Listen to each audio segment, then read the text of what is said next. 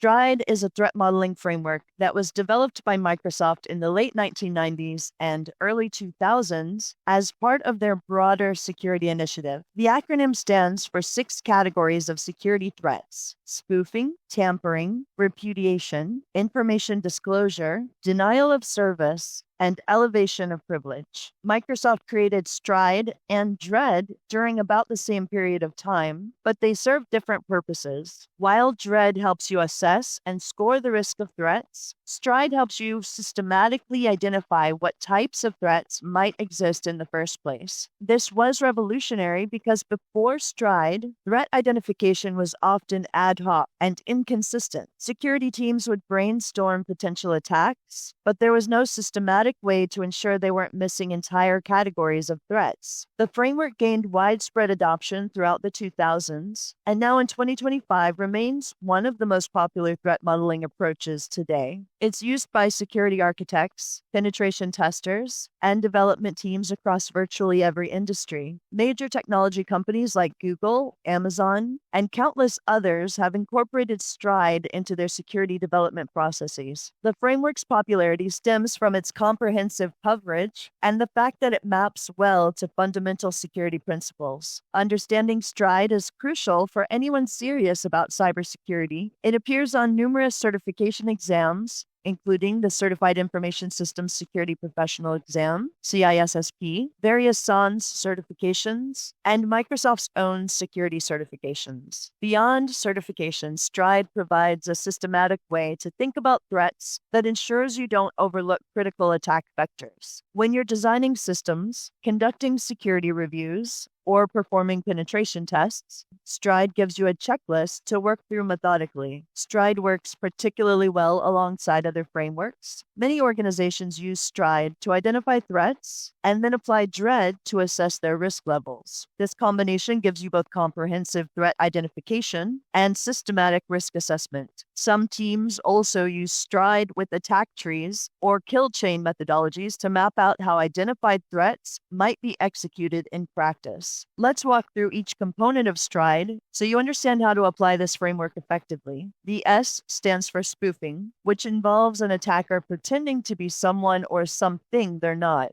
This could mean impersonating a legitimate user by stealing their credentials, creating fake websites that look like trusted ones, or spoofing network identities like IP addresses or MAC addresses. When you're analyzing a system for spoofing threats, you want to examine every point where identity matters and ask how an attacker might falsify that identity. The T represents tampering, which covers any unauthorized modification of data or systems. This includes altering data in transit, modifying files on disk, changing configuration settings, or even physical tampering with hardware. Tampering threats are particularly important to consider for any system that handles sensitive information or critical processes. You need to think about both where tampering could occur and how you would detect it if it happened. R stands for repudiation, which deals with the ability to deny that an action took place. In cybersecurity terms, this means an attacker either denying they performed malicious actions or a legitimate user falsely claiming they didn't do something that they actually did.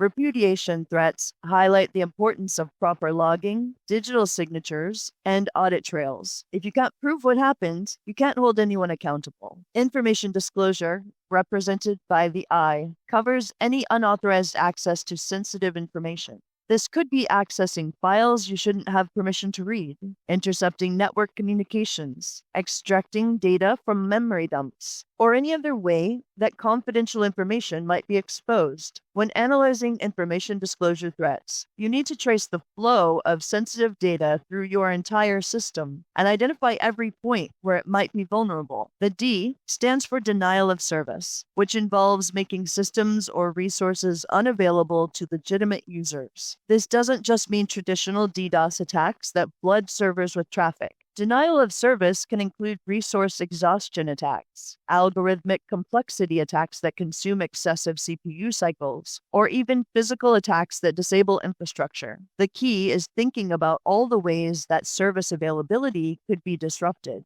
Finally, E represents elevation of privilege, which occurs when an attacker gains higher level access than they should have. This might mean a regular user gaining administrative privileges, or an external attacker becoming an insider, or moving from one system to another with higher privileges. Privilege escalation is often the end goal of many attack chains, or at least close to the end goal. So understanding these threats is critical for designing proper access controls and monitoring. When you apply STRIDE in practice, each letter maps to specific analyses activities. For spoofing, examine authentication mechanisms and identity verification processes. For tampering, review data integrity controls and change detection capabilities. For repudiation, assess logging and audit trail completeness. For information disclosure, analyze access controls and data protection measures. For denial of service, evaluate system resilience and resource management. And for elevation of privilege, review authorization mechanisms and privilege boundaries. Unlike some other frameworks that focus on specific vulnerability types, STRIDE is comprehensive enough to catch threats across the entire spectrum of possible attacks. This makes it particularly valuable during the design phase of systems, when you can still make architectural changes to address identified threats. However, it's equally useful for analyzing existing systems and identifying areas that need additional security controls. If you want to learn more about STRIDE and develop your threat modeling skills, there are several excellent resources available. Microsoft's original threat modeling guidance provides the definitive source material and includes practical examples of STRIDE application.